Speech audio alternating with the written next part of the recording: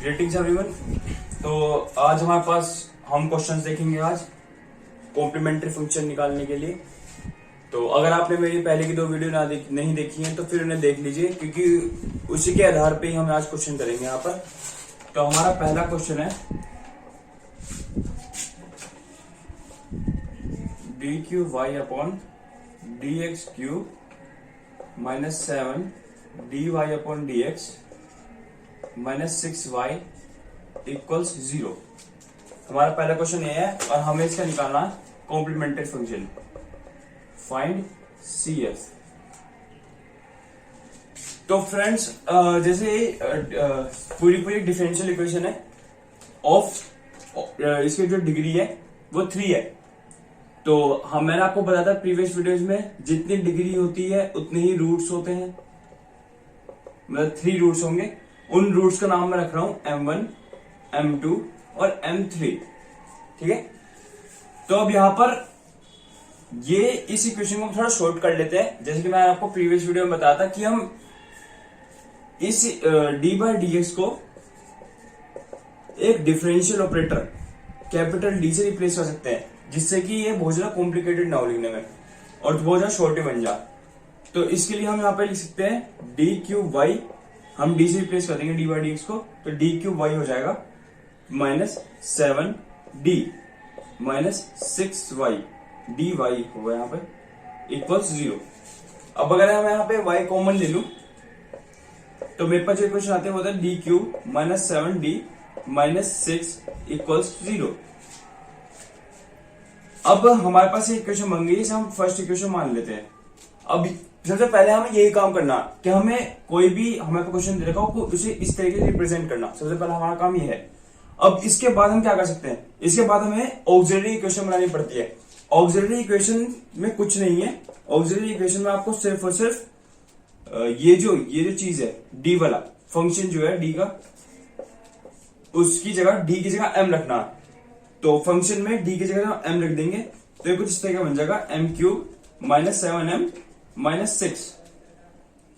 अब इस फंक्शन को 0 के इक्वल पुट कर दो, बस आपको इसके रूट्स निकालने, मेनली इस चीज के रूट्स निकालने एम पुट करके। तो जब हम रूट्स निकाल देंगे, अब आपको पता है कि क्वाड्रेटिक इक्वेशन है, लेकिन ये जो सोल्व होगी किस तरह की सोल्व होगी, इसे हम रिमाइंडर थ्योरम से सोल्व करेंगे। तो हम यहाँ पे देखते हैं कि रिमाइंडर थ्योरम से कैसे सोल्व होगी। तो जो हमारी प्रीवियस स्टेप से इक्वेशन आई थी वो कुछ इस तरीके की थी और हमें अब इस इक्वेशन को रिमाइंडर थ्योरम से सोल्व करना। तो जैसे कि आपने रिमाइंडर थ्योरम पढ़ी है और मैं आपको बता देता हूँ फिर भी रिमाइंडर थ्योरम को कैसे उसका यूटिलाइजेशन कैसे करते हैं।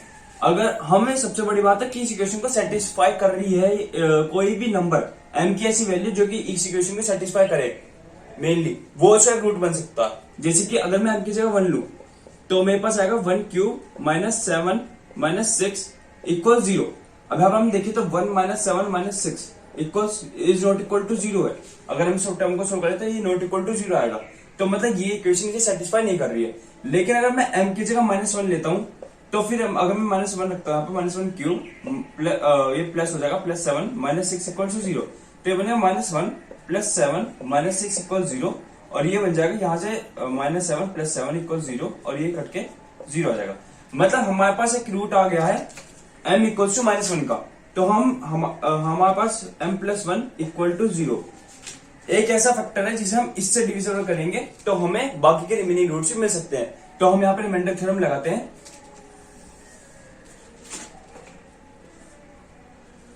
तो हमारे पास m प्लस 1 है और हमारे पास m cube minus 7m minus 6 है। देखिए अब अगर मैं इसे m स्क्वायर से मल्टीप्लाई कर देता हूं, इस वाले जो इक्वेशन है इसे m स्क्वायर से मल्टीप्लाई कर देता हूं तो हमारे पास यहाँ पर आएगा m क्यूब, यहाँ पर आ जाएगा प्लस का m स्क्वायर। तो ये हो जाएगा माइनस, ये हो जाएगा माइनस, ये कट जाएगा पूरा और यहाँ पर आ जाएगा हमारा माइनस का m स्क्वायर माइनस का 7m माइनस का 6। ठीक है, अब इसके बाद अगर मैं करता हूं माइनस m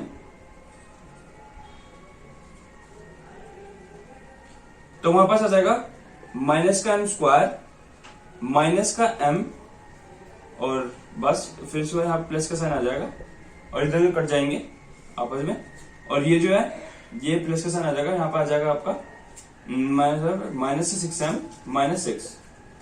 तो अब हम यहाँ पे -6 की मल्टीप्लाई कर देते हैं इस इक्वेशन में, तो हमारे पास आ जाएगा -6m -6 या प्लस प्लस ये कट जाएगा। तो हमारा जो मेनली दो चीजें आई हैं एक तरीके से, वो है m+1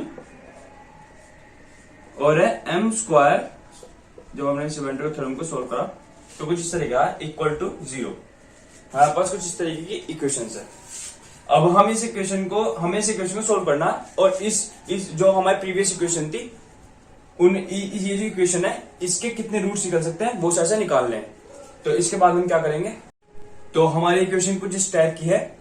तो हम क्या करेंगे, पहले m+1 को 0 के इक्वल पुट कर देंगे और m² -m-6 को भी 0 के इक्वल पुट कर देंगे। तो आपको दिख रहा है कि ये हमारी एक क्वाड्रेटिक इक्वेशन है जिसका डिग्री जो है वो 2 है। यहां से हमें एक रूट मिल सकता है m = -1, तो हमारे पास एक रूट आ चुका है। अब हम यहां से बाकी के रिमेनिंग रूट्स निकालते हैं। कैसे, आप देखिए, मैं करता हूं यहां पे m²।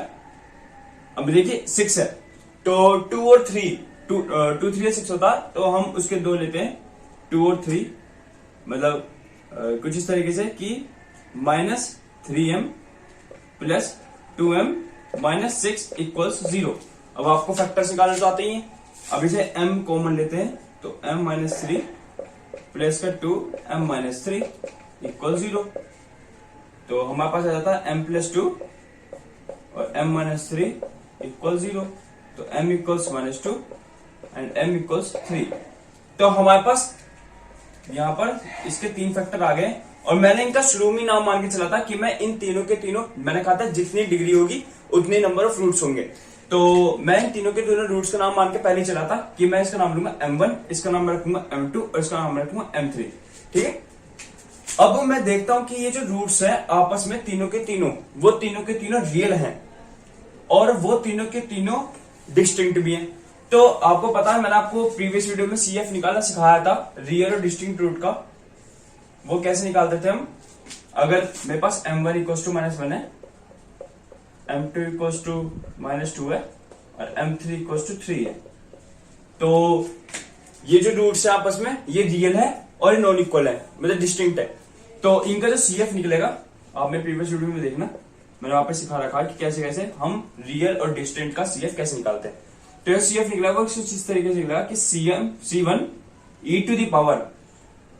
e⁻m1x for real and distinct root, ये फॉर्मूला होता है C2 e⁻m2x plus C3 e⁻m3x। अब m1, m2 और m3 की वैल्यू यहां पे सब्स्टिट्यूट कर दीजिए, तो हमारा CF निकलेगा वो कुछ इस तरीके का निकलेगा कि C1 e⁻−x plus C2 e⁻−2x plus C3 e⁻3x। तो हमारा जो CF है वो कुछ इस तरीके निकल जाएगा और यही हमारा आंसर है। तो अगर ये वीडियो आपको अच्छी लगी हो तो प्लीज इस पे लाइक, शेयर और सब्सक्राइब करना चैनल को ना भूलें। Thank you. अगले वीडियोज में मैं और अच्छे क्वेश्चन डिस्कस करूंगा। ये हमारा फर्स्ट क्वेश्चन था। Thank you.